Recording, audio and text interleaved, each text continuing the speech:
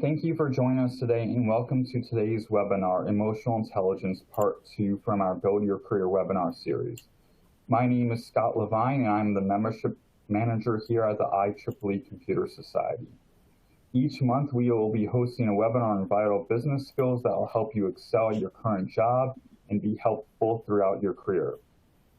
Topics will include communication skill, verbal and written, body language, interview tips, and confidence building, to name a few. Before we get started, I'd like to address some housekeeping items. This webinar is being recorded, and you will receive an email tomorrow which will include a copy of the slides and the recording.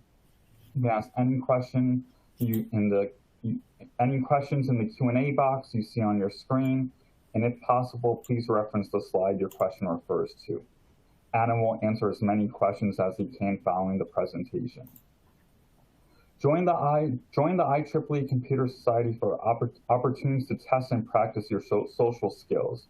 You provide various opportunities to connect with professionals from all over the world, such as our technical communities and our student and professional chapters.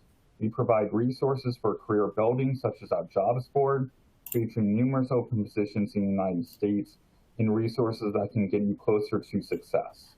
Additionally, you can access up-to-date career advice from computing experts by visiting our Tech News blog.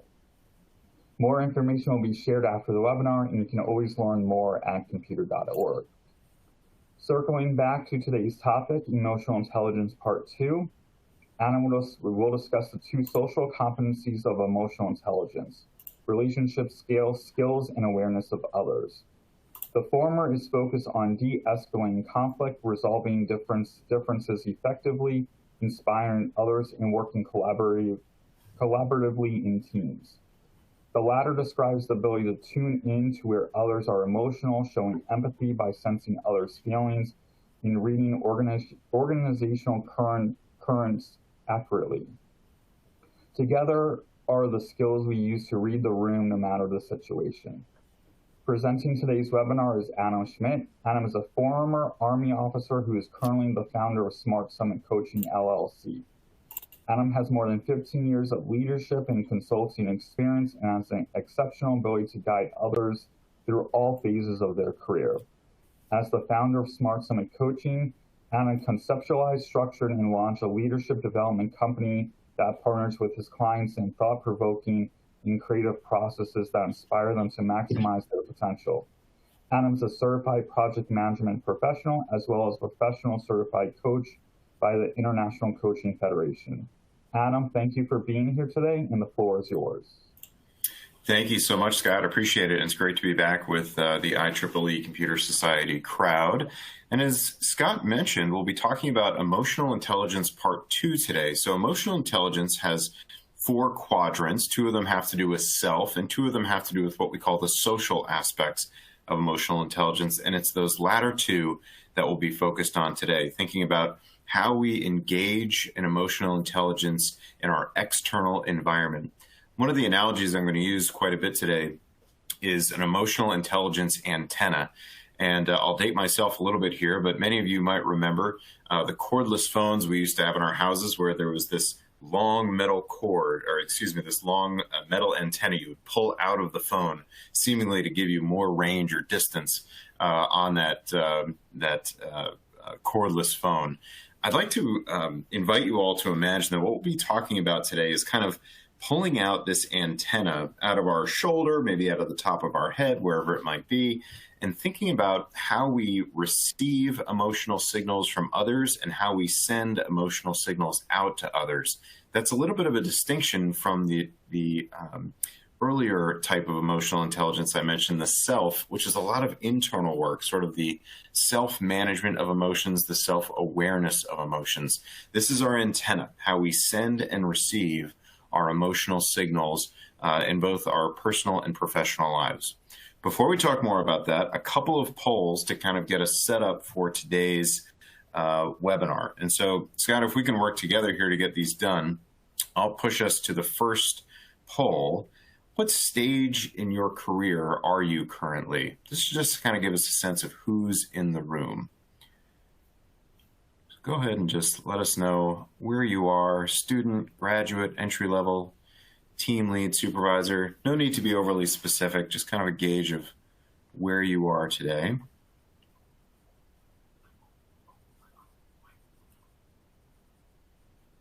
I'll give you another 20 seconds or so just to select the radio button and then, of course, submit on the lower right of this poll.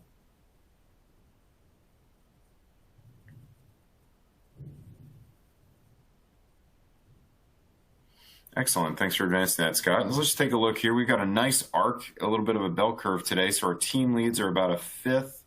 Others make up 15%. Great. That's very helpful. Students, just 5%. Supervisors, 15%. And managers, 10%. Great. So team leads, supervisors, and managers, this will be a great opportunity for you, kind of in that leadership mindset of thinking about how am I sending and receiving signals with a little over 50% of us, if not even 60% of us, being in some type of leadership role in the call. So great to have you here, and we'll be thinking a lot of this about a lot of this today through the lens of leading with emotional intelligence.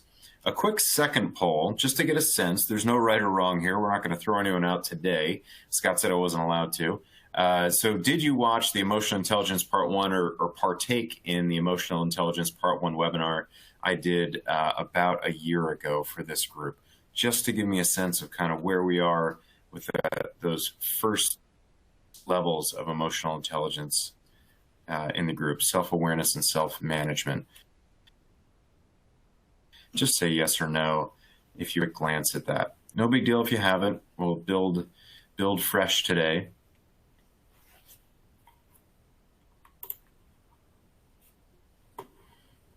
No problem at all. Okay, so overwhelmingly didn't have the chance to look at Emotional Intelligence Part 1.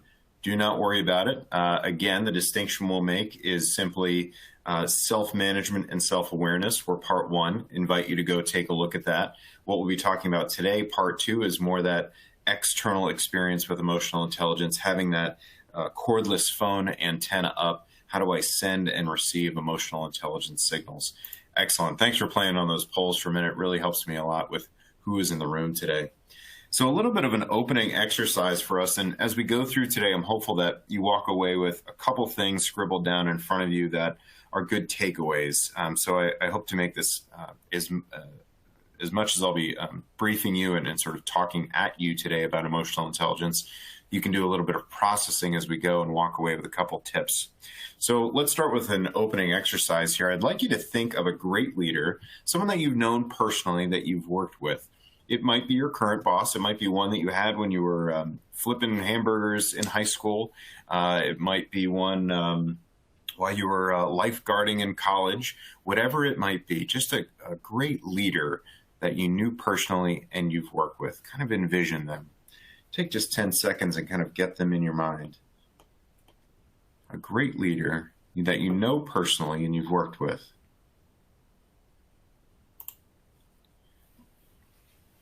As you think about them, begin to reflect on what made them great leaders. What qualities did they possess?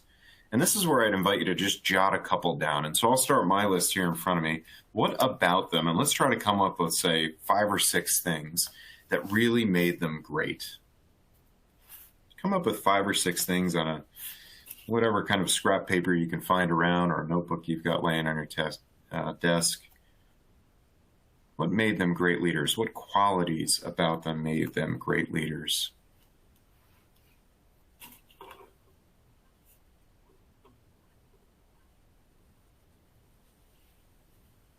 Just another 10 seconds or so.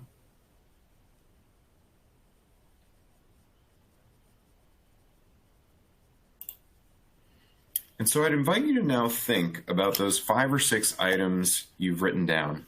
And I want you to divide them into these different areas of intelligence that we often refer to. There's, of course, functional skills, things like being good at Excel or being great at making presentations, functional skills in the professional space. Then we have intellectual aptitude, smarts, IQ, how intelligent was the leader you're thinking about. And then finally, emotional intelligence, EQ.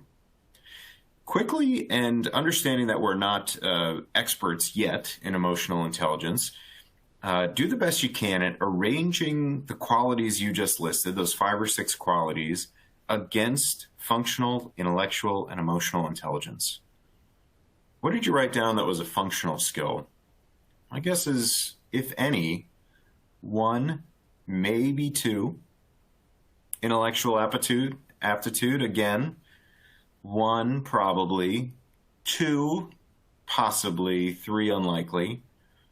My guess is that for most of you, the things you've written down that made that leader great were emotional intelligence items. Maya Angelou has a wonderful quote that speaks to, we remember how leaders made us feel. And as we reflected on that great leader, no doubt that what came to you was, I remember how that leader made me feel as a human being. They probably made me feel included. They probably made me feel appreciated, valued to the organization. They honored the work that I offered. They helped me grow and develop. These are emotional intelligence skills. Rare is the case that when we think about a great leader that we've worked with, it's because they were so good at Excel, we couldn't wait to work with them again, right? Or they were just so absolutely brilliant intellectually, we couldn't wait to spend more time with them. It's that emotional intelligence, and not setting aside for a moment that IQ and functional skills don't play a role in being a great leader. They can to some extent. But any day of the week, I would take a leader who is significantly emotionally intelligent, that knows how to communicate, value, and appreciate those around them, that knows how to receive and send those emotional signals we're going to talk about today.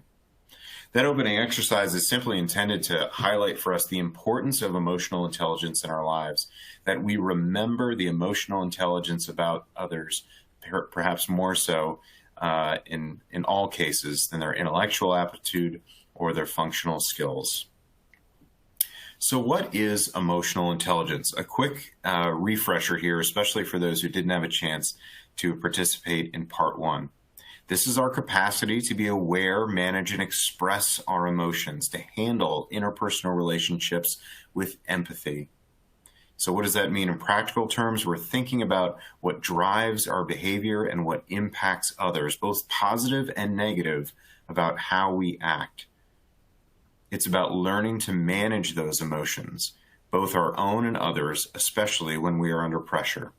Now remember, what we're talking about today is not burying emotions. We're also not talking about telling ourselves or passing harsh judgment on ourselves about emotions that we feel. Emotions that we feel are true and they are real to us. And being emotionally intelligent is to honor that fact. So we're not talking, when we say manage emotions, about repressing them or ignoring them or telling ourselves we shouldn't feel them. Managing emotions is about honoring what we feel, understanding where they came from, and being able to move forward with a positive mindset and behavior that we can be proud of. We may talk a little bit later today about something called the thinking path. The thinking path is something that you and I do thousands, if not millions of times a day. The thinking path goes like this: think, feel, act, result. Those 4 steps: think, feel, act, result. I think I might be hungry. I feel hungry. The action I take is to eat a sandwich. The result is that I feel better. But we also do this with more complex items. We do it when we pass judgment too quickly on others. We do it when we pass judgment too quickly on ourselves. Being emotionally intelligent separates 2 of those steps. We think and feel however we might, no judgment or bias, but before we act, we need to be emotionally intelligent. And so as we walk through today, we're going to talk about some practical things you can do to be more emotionally intelligent. And as you take a couple notes, I'd like you to remember that we are trying to find a little space, a half a beat, a half a second between when we think something, when we feel something, and when we act. So between that feel and act, we want to create just a little bit of space that says, who can I be proud of at the end of today, at the end of this week, at the end of this year? No matter what emotion arises, honor it, appreciate it, but then be proud of how I took action after it. Finally, on this slide, a leader who exercises emotional intelligence uses good judgment and common sense. That's what we're talking about with this thinking path. Between feel and act is that good judgment and common sense, the ability to say, I know I feel angry right now, and because of that, I need to count to 10, take a few deep breaths, go for a walk, whatever it might be, before I take action so I can be proud of what I do later. My guess is that all of us can look back, myself included, regardless of being a coach and an emotional intelligence expert. I've made rash decisions. I've made behavior that I'm not necessarily proud of. Nothing dramatic I'd share with the group, but not necessarily the best of myself has always come forward when I'm angry, upset, frustrated, whatever it might be. So as we think about emotional intelligence we go through today, let's not think about manage emotions in a negative mindset, but manage emotions as appreciating them, honoring them, and then taking action in a way that we can be proud of going forward.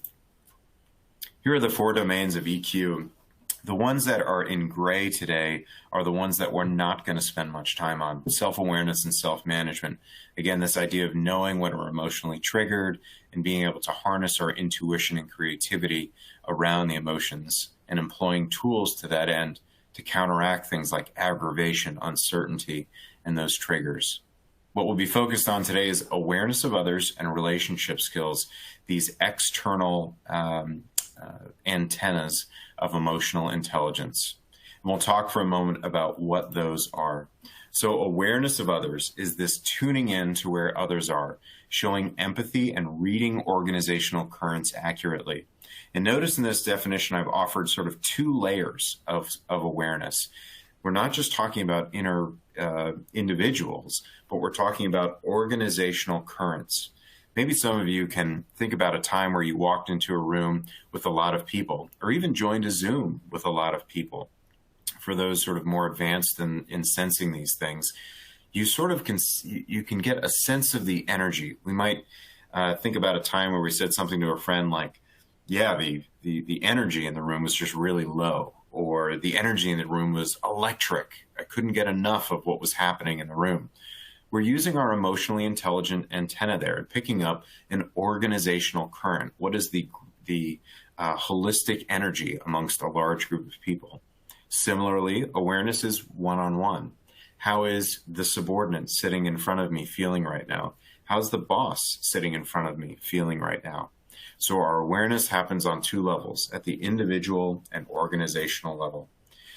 Let's talk about a few of the components of awareness of others and some of the things that we can do to harness those. We'll talk about in-service, empathy, and organizational awareness. First of all, in-service. This is about keeping relationships on the right track. Excuse me here, I just wanted to advance the slide and it went too far on me.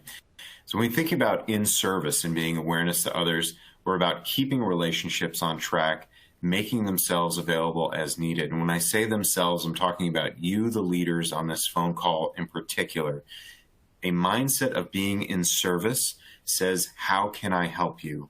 How can I be in touch with you today? How can I think about you as a customer of my emotions? How can I be present for you and be ready to hear what you have to say? This relates to something called active listening. For those of you who might thought about that in the past, active listening says we listen on multiple levels, not just to what a person is saying, but to how they are saying it, the tone they're using, perhaps some of the body language they're using.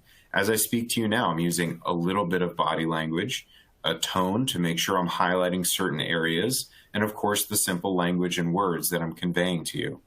As leaders, and for all of us on this call, we need to make sure we're in service to those around us in emotional intelligence, saying, what can I do for this person? What does this person need? How can I interpret everything they're saying and listen to the entire person?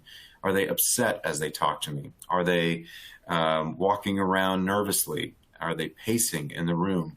Are they looking directly at me? Are they looking down and away?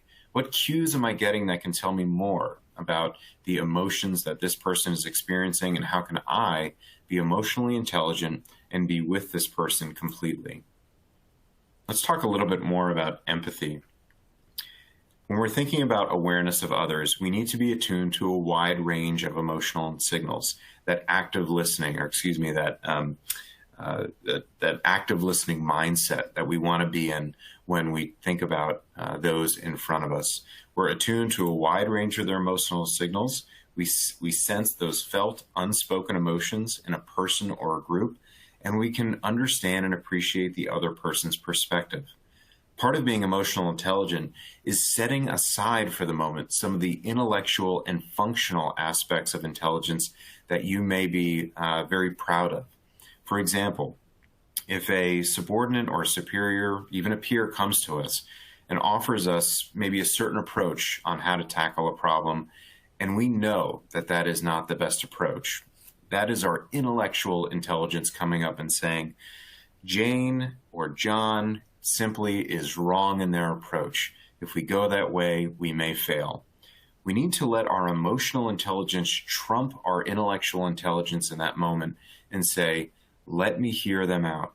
Empathy is not just apparent when we want to notice, let's say someone is feeling sad. This is the most common way we think about empathy. Well, if someone feels sad, I should be empathetic and feel sad with them.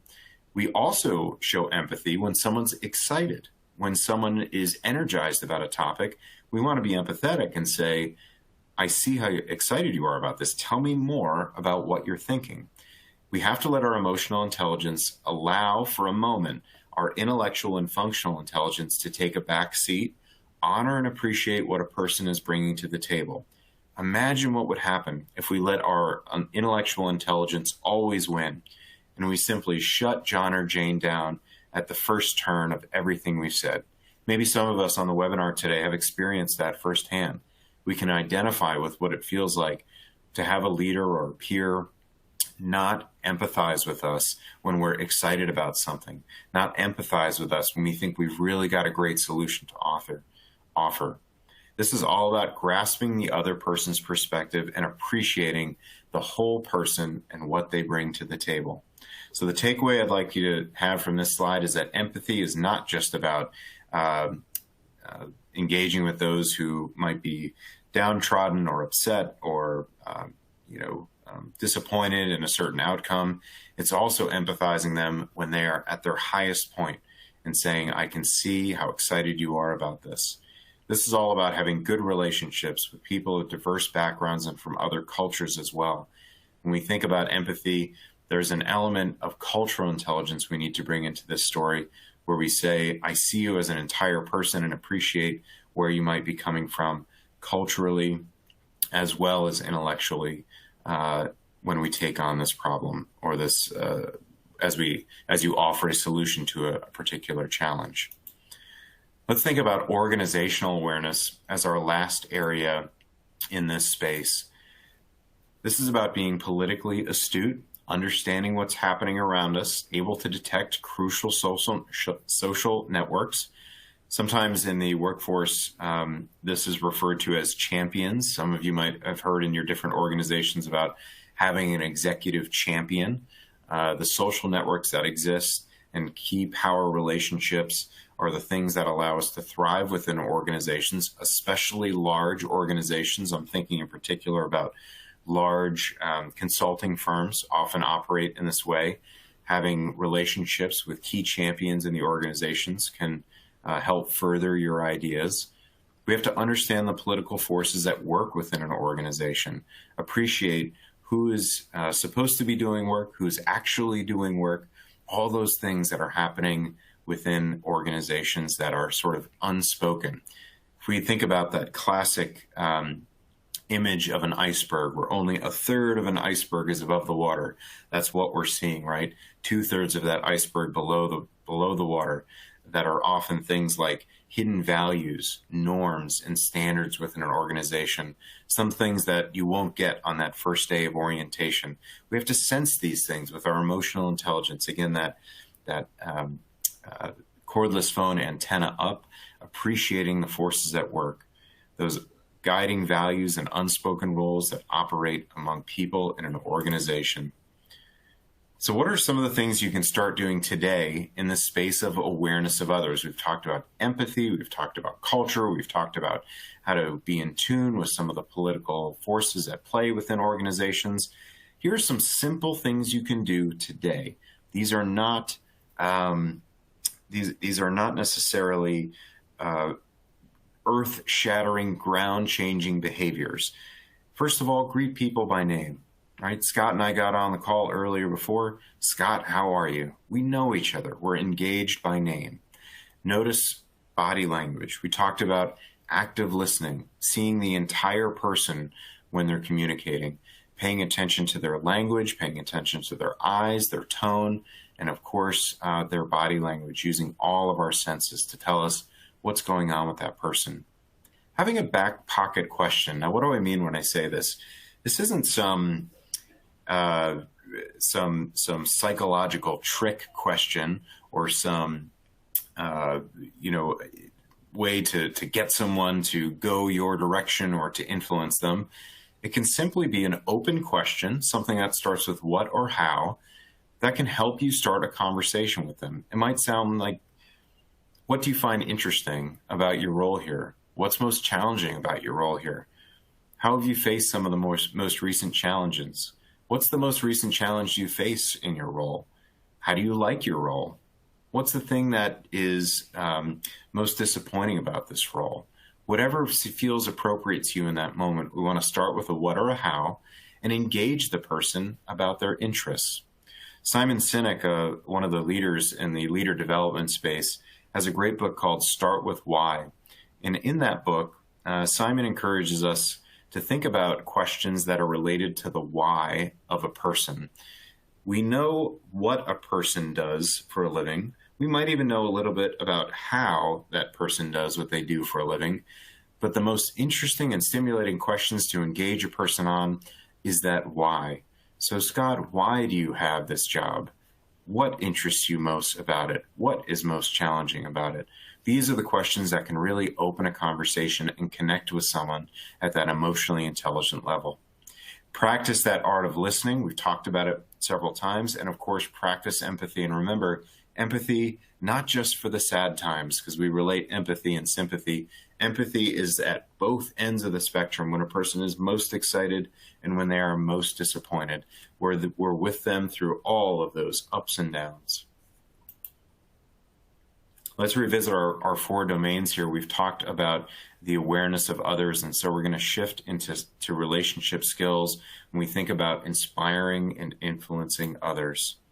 So here's our definition for relationship skills today: the ability to connect with people, resolve differences, and inspire others while working collaboratively in teams.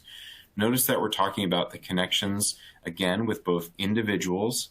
This is moving more into a space of things like resolving differences and inspiring others. When we can leverage our emotional intelligence, just like we can leverage intellectual intelligence to come up with solutions, we leverage our emotional intelligence to do things like resolve differences, inspire others, and work well within teams. My guess is that all of us on this call, whether you're a student or you're retired, are still working in some way on a team. And we need to influence that team. We need to bring our skills to that team. And we might begin to recognize, especially for those at the mid and senior points in your career, that if you want to bring your functional skills to a team, if you want to bring your intellectual skills to a team, we have to have the emotional intelligence as a doorway to walk through with those. We need that emotional intelligence to connect with our team members, to understand the organizational forces at play so that we can fully offer our intellectual and functional skills. So I'd invite you today to think about this relational skills component of emotional intelligence as the doorway through which our intellectual and functional skills have to pass when we're working collaboratively among others. There's a couple more aspects to relationship skills than there were from awareness. We're going to talk briefly about inspiration, influence, developing others, conflict management, and teamwork before we think about some of the things we can do on a day-to-day basis to improve our relationship skills. First and foremost, inspiration. The ability to move people with a compelling vision and a shared mission. Embody what they ask of others and offer a sense of common purpose beyond day-to-day tasks. These are some of the things that emotionally intelligent leaders and emotionally intelligent people more generally will do when engaging in this active inspiration.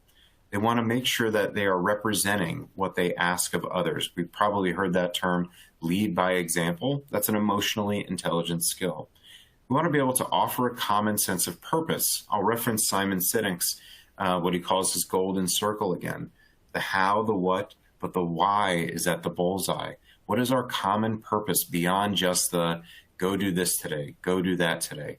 An emotionally intelligent individual or professional engages in this common sense of purpose. That way we can have this opportunity to, as the first bullet says, to move people with a compelling vision or a shared mission. We are all in this together. Watch me do it first and follow me as we walk towards a solution. A little bit more on influence. Build buy-in from key people and a network support for an initiative. Persuasive and engaging when addressing a group. These are the actions or the behaviors of an emotionally intelligent professional. Now, we talked a little bit before about emotional intelligence not being this sort of psychological trick. And I want to highlight on this slide that we're not talking about being a used car salesman, if you will, right? This is not about tricking anyone or wooing anyone. It's about being thoughtful and connecting with others using things like open questions, like a common vision, like listening to them as an entire person and noticing what's going on with them. These are the types of skills that can help us be more persuasive, more engaging when addressing a group, to have the ability to appreciate what's happening in a group. The last bullet here talks about finding the right appeal for a given listener. When we're emotionally intelligent, we are aware of our audience. We need to know how we're going to approach them. One of the things I do as a leadership coach is 360 assessments. And in those 360 assessments, we're able to not just appreciate how others feel about them, but we can go one level deeper and actually separate how superiors feel about a particular individual or how they're perceived, and how subordinates perceive that individual in that same leadership competency. For example, proactivity or proactiveness. How does your boss see you as a proactive individual? How do your subordinates see you as a proactive individual? More than likely, they don't see you the same. Part of our job being emotional intelligent is understanding that we are different people with different people. We have different personalities or different signal sends when we are with different people. That doesn't mean we're being inauthentic. Again, we're not talking about tricking anyone or being not our whole self when we're with others. We can have, we can be authentic in multiple different ways with different people. It's because we need to frame ourselves differently with our superiors, peers, and subordinates alike to make sure we're connecting with them in an emotionally intelligent way. So again, no trickery here, but it is about being sensitive to what is being offered by the individual. We're seeing them as a whole person and responding in a way that's empathetic, understanding, and honoring what they've brought to the table. Let's talk for a moment about developing others, a huge space that allows us to think through how we can connect with others in an emotionally intelligent way. Here are some of the key attributes emotionally intelligent professionals will have when they're developing others. First of all, they're adept at helping others along. They understand the goals, strengths, and weaknesses of others, appreciating and honoring, appreciating the strengths, honoring the weaknesses of others. They give things like timely and constructive feedback and are naturally mentors or coaches. Now, why would an emotionally intelligent person be a natural mentor or coach? Well, again, we've thought about who we're talking to. We appreciate what they've brought to the table, and we see them on all levels. We've listened to their language. we've seen their body language, and we're hearing their tones as we go through a conversation with them or an engagement with them. They have a genuine interest in those that they're helping along. And being an emotionally intelligent individual, we know that that genuine interest is born out of the curiosity of why. Why does this person want to grow? How can I be in service to them? What are they looking to do next? I mentioned before timely and constructive feedback. We don't have time to dive into it today, and we might cover it in a future webinar, but I want to offer just a phrase that you can Google or even search on YouTube. It's called radical candor. Radical candor is a contemporary framework for feedback that might be very helpful for many of you on this call. Again, no time to dive deep into it today, but radical candor talks about challenging and caring personally at the same time. We want to challenge directly and care personally when we give feedback. Emotionally intelligent feedback sounds like I care, but it also challenges directly. So I'd encourage you to just search that phrase, radical candor, when thinking about emotionally intelligent feedback, a big part of developing others. Conflict management. Those who are emotionally intelligent professionals will be relied upon in the workplace for conflict management. As we think about the different organizations that we've been a part of, whether you're a student at a university, whether you are a director, a vice president, a partner at a consulting firm, my guess is that you can probably imagine who around you is what you would think as, well, they're good at conflict management. They're good at sort of resolving things among people. Those are people who have shown or expressed an aptitude for emotional intelligence. They have ability to see two sides, to draw out all parties and understand differing perspectives. They might be able to easily find common ideas that everyone can endorse, and they redirect negative energy around conflict toward a shared ideal. This is complex work, and conflict management is its own profession that can be studied. But I'd like to offer for this group, notice those around you who are skilled in conflict management.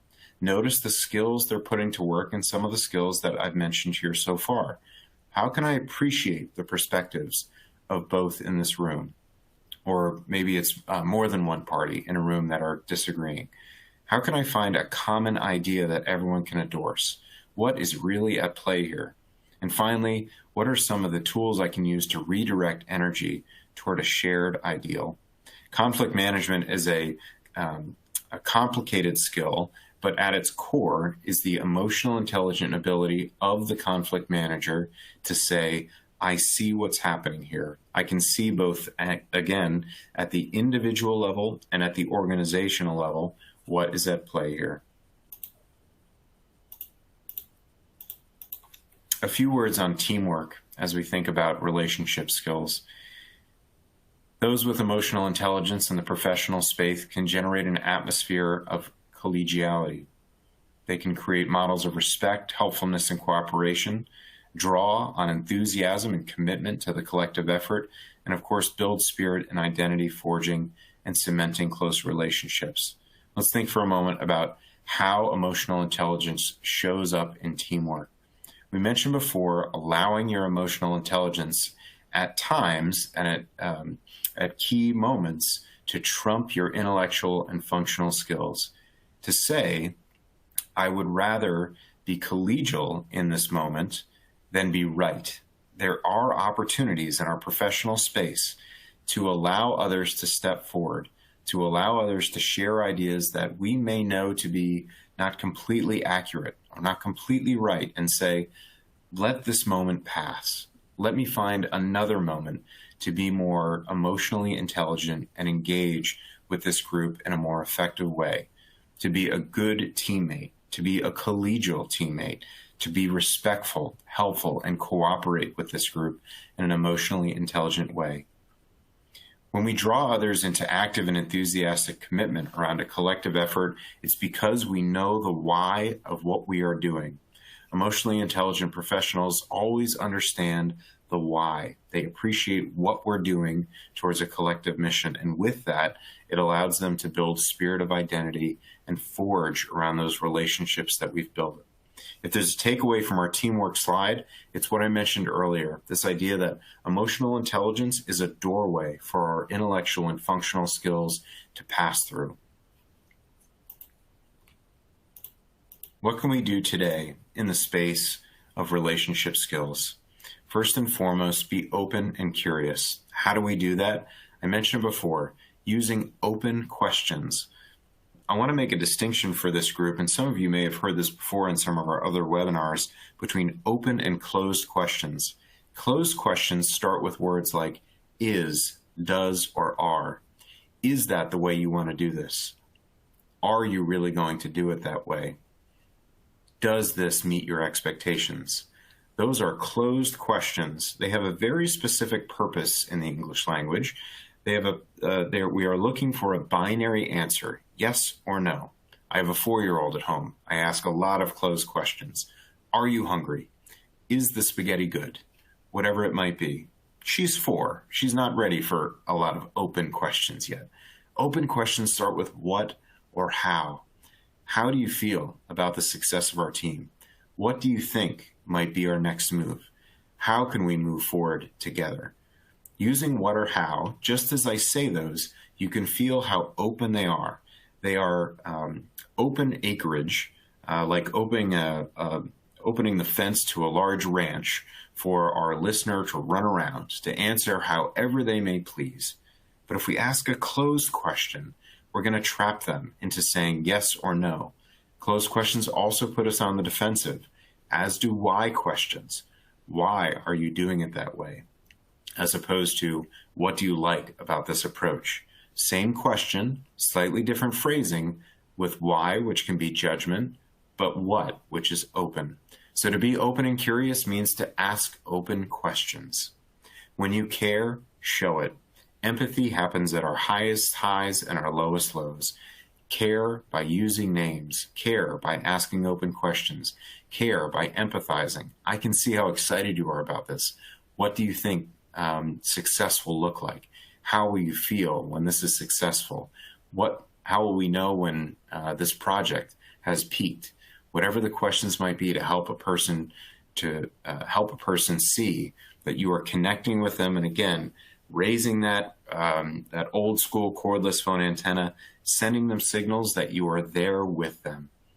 Make your feedback direct and constructive. This is all about that radical candor model I mentioned before, where we challenge directly but care personally at the same time. If we fail to do either one of those things in our feedback, if we don't challenge someone, we're being what we might call too good of a friend. Great presentation, John. Couldn't have done it better myself. Exactly what we wanted. But what if secretly we actually had some feedback for John that would make him look better next time? We've done a disservice to John, and we've done something the radical candor calls manipulative insincerity. We've sent John down a path that says, not only does he not have the feedback, but we've said the way the presentation was delivered was great, and we might have encouraged poor behavior. So as leaders, peers, and supervisors, we need to think about when we give feedback, we challenge directly and we care personally at the same time. If we fail to care personally in our feedback, what happens? What if we only challenge? Maybe we've all had a boss like that we don't feel like they care about us. They only challenge us. This is not an emotionally intelligent move. When we're only challenged, well, I'll just say that all of us might have our own words for the type of people that only challenge us and never seemingly care about us. We acknowledge another person's feelings. Friends, this can be such a simple move that means so much to others, and it can sound as simple as this. I can hear how frustrated you are. I can see how upset you are. Notice as I say things like that, I'm not owning it. I'm not taking away from that person's experience. I'm not putting it on my shoulders. That might sound something like, I'm really angry about this too. In that moment, offer them the emotional intelligence on that sending signal. Empathizing isn't necessarily embodying the emotions of another or taking them on. It's simply saying, I see you, I hear you, I feel you in this experience. When we acknowledge another person's feelings, It's a clear signal to them that we're with them and that we want to be with them through whatever they might be experiencing. Again, the good and the bad alike. I wanted to highlight today a few things here for further study in emotional intelligence before we play with a few questions. There's one highlighted in particular that I'll talk about for a moment, Emotional Intelligence 2.0. It's on that bottom row, highlighted in yellow. The reason I highlighted that, it is a very inexpensive way. I think it's usually $14 or $15 on Amazon, maybe a dollar more or so of recent times. So about a $15 opportunity to take an emotional intelligence assessment that's very well respected in the field. Engage for yourself, where am I in these 4 different quadrants? Where am I with my self-awareness? Where am I with my self-management, with my relationship skills and my awareness to others? It actually scores you in those 4 different categories, and that might give you a sense not just of this isn't about how great I am or how bad I am. It's identifying areas where you might say, here's the quadrant where I could use the most attention. It seems like, for example, I know when I took my assessment, I'll share with this group that I was great in the relationship space, or at least I was satisfactory in there, but I was struggling with some of the self-management aspects of emotional intelligence. And so that is where I invested a little more of my time. So before we run out and buy some of these other books, you can see Dan Goldman all over here, who's often referred to as the father of emotional intelligence. I'd highly recommend that first one on the bottom as a first stop in your journey in growing your own emotional intelligence. It'll point you to where you may best be in service to yourself. So for example, if we're struggling on the relationship side of things, we might think about social intelligence. If we're struggling in the self-management, we might look at something like the Destructive Emotions book, or Dan Goldman's initial book on emotional intelligence on the lower left there, simply entitled Emotional Intelligence from, I believe it was 1996 when Dan Goldman initially published that book and really framed this entire space for us to work in.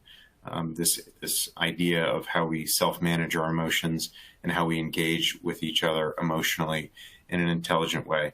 So can't recommend enough. If you're interested in further study, $15 is one of the greatest investments you can make for the price of a sandwich and a soda.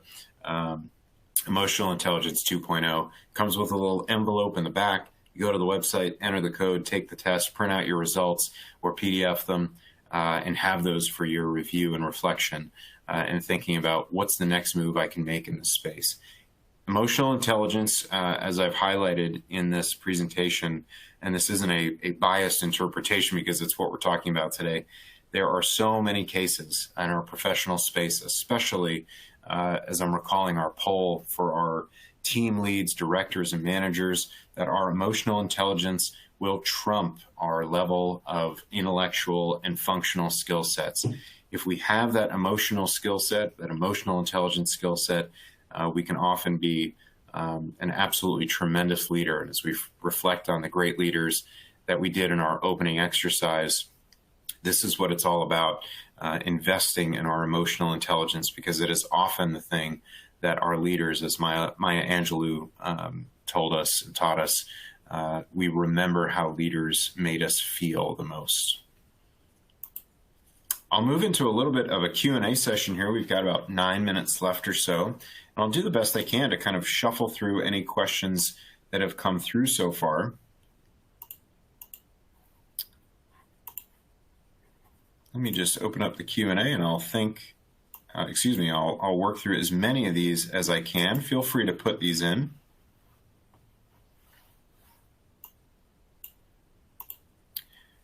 So we've got a couple great questions here. The first one is, do we work on where we are stronger or weaker first? I understood you want to improve where you are weaker. It's a great question, both in terms of our emotional intelligence and what we call our strengths-based leadership. If you're interested in these more modest assessments, I would offer another one called Strengths Finders 2.0. So if you're on Amazon. My guess is that if you buy the Emotional Intelligence 2.0 book, it'll say, we recommend that you also get this one. And I would recommend it. It's another $14 or $15 called StrengthsFinder. And Wendy, to your point, that StrengthsFinder book talks about this frame that many of us are encouraged to believe early in life, which is find your weakness and exploit it with more training. So if you're not good at math, get math tutoring. If you're not good at science, get science tutoring, and sort of fix that weakness so you are strong in everything, right? All A's was always kind of the frame. When we go through school, it's get the best you can in everything.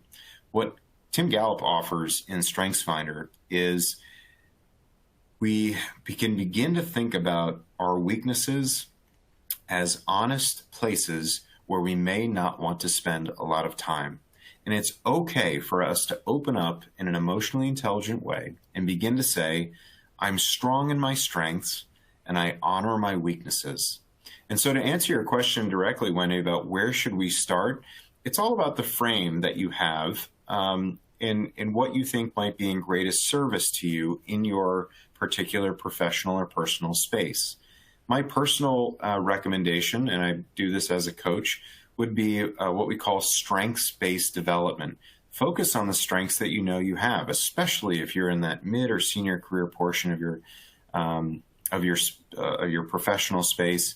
It's okay to focus on your strengths, honor your weaknesses, and say, you know what, accounting isn't my thing. I need to hire an accountant to help me run my business. You know what? This particular aspect of running a business isn't my strength. Let me bring in some external help to help me do that. We don't need to be experts in everything. We're all given gifts, and it's leveraging those gifts to be emotionally intelligent that we're focused on today. Let's take another question here. How to handle the organizational situation where the relational aspects become very important without considering achievement. And so if I understand the question correctly, and I hope this is helpful, if we find ourselves in an organization where the relationships are what is most important about achievement, and that word has a lot of different meanings for different people, but let's say growth within an organization, I would encourage you to think about the value that you're bringing to the organization and where else your skills might be valued. We don't want to get ourselves into organizations where relationships are purely, or I should say, one of the only or even the primary factor in development or achievement with an organization.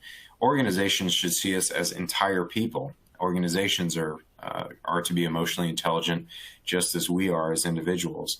They should see us as adding value intellectually, adding value culturally, adding value functionally, and adding value emotionally to their space.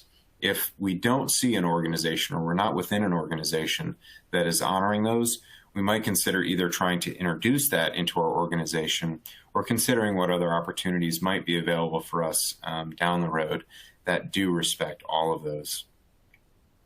Let me see if I can get to a few other questions here.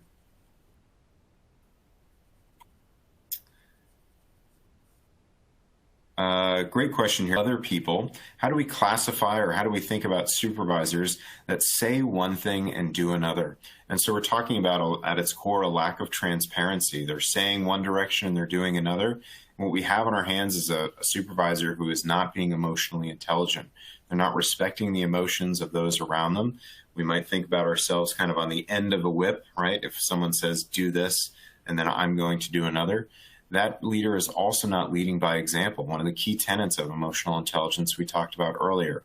These are some of the simplest aspects of leadership that many of you have probably heard in a leadership 101 course or even a psych 101 course. Leading by example is how to build support and energy. So when we think about the question specifically was, how do I classify supervisors that say one thing and do another? I'm not sure I know how I would classify them or what system we'd use for that. But I would classify them as someone who needs additional training in the emotional support, in the emotional intelligence area, and would be served well by reflecting on what they're doing to the emotions of those around them. I'll just do a couple more here. Looks like early on there might have been a couple of communications issues. I think those were worked out. Companies might do. Yeah, and so there was one comment here that some companies may be in the mindset of just do what we say, right? And again, this is not an organization that is being supportive of your development. And let's think about development for a moment and what that means for us as individuals. There's many aspects of development. An organization should be supporting our development functionally, intellectually, and emotionally. All three different ways are included in the development of what we call the holistic well-being of an organization and an individual. So if you find yourself in an organization that is not supporting you either in just one of those ways or none of those ways, again, there could be an opportunity there to look for new opportunities where organizations are doing that. I'd encourage all of you, especially those of you who are still either in the job market mix where you're shifting around to different opportunities. If you're a student thinking about moving into a new opportunity, ask hard questions at those interviews about, can you tell me about how you develop people here? Can you tell me about the emotional intelligence aspects of your organizations? What culture exists here with regards to emotional intelligence? How do you communicate? How do you convey what is the common mission? One of the aspects of emotional intelligence we talked about today to our staff. So use some of the language you learned today to ask great questions. Remember, those always start with what or how. It's not, is your organization emotionally intelligent? It's, how would you describe the emotional intelligence of your organizations?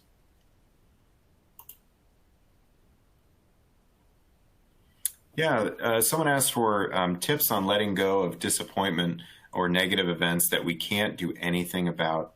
And so this reflects more on the earlier part of emotional intelligence. So I invite you to go take a look at that first webinar on the Computer Society website.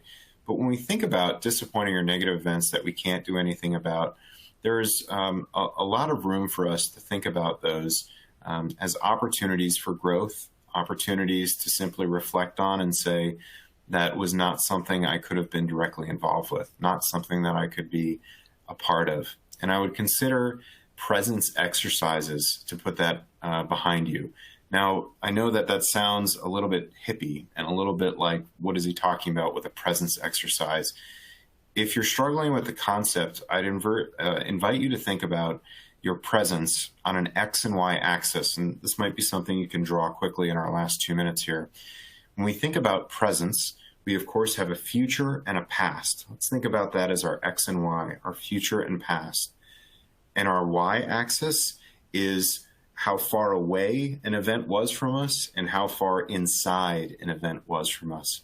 This is an exercise called presence mapping. And you'll notice when you draw those axes, future, past, outside or inside, we quickly develop quadrants. And it can be a good exercise for us to say, I've spent so much time thinking about this event today. Where was my presence? It was in the past for an external event. Putting a little dot on that chart can help us see, especially for those of us who might be more data-minded, might be more academically minded, intellectually minded. That data point quite literally can show us how far away we were from being present. Where is presence? At that 0, marker, that we're in the present moment. I'm with you all in this webinar now. I am nowhere else. Where am I feeling externally or internally? I'm not far away on a golf course I hope to be on this weekend. I'm also not deep inside myself in a deep reflective emotional state. I'm in my heart and in my head in a balanced way, being present for you. So I hope that little chart can be helpful. And I might have time for just one more question. Any suggested book for someone about to start a career? Sure. Off the cuff, I would say there's a wonderful book called What Color is Your Parachute? What Color is Your Parachute is a great book that can help you in a fairly practical way think about what it is, what do I want to do? How do I want to present? What things do I want to show up with? That's a great question from an anonymous enter. Why do people with a high IQ usually in a low IQ? No doubt that that is a perception many of us have. It's a great question. I don't have a good answer to it. In the last 10 seconds, I'd invite you to look at Dan Goldman's original book on emotional intelligence, where he discusses this and offers that there may be a trade-off in these things that happens. The least likely event is that we have low of both. It's usually high, or about the middle for both. So I encourage you to take a look at that. Scott, I'm at time here, so I do need to bring our webinar to a close, but I'm so grateful for the questions today. Do encourage you to take a look at Emotional Intelligence 2.0, that very inexpensive way to continue your growth in this space. Thank you, Scott. No, thank you, Adam. That was a great presentation. A lot of great info you shared with us today, and a really lively Q&A session. So thank you, everyone who sent in your wonderful questions and participated. Before we wrap up, I quickly want to note our upcoming webinar schedule. Tomorrow, from our Distinguished Lecturer webinar series, we will have a webinar on cybersecurity and critical infrastructure protection.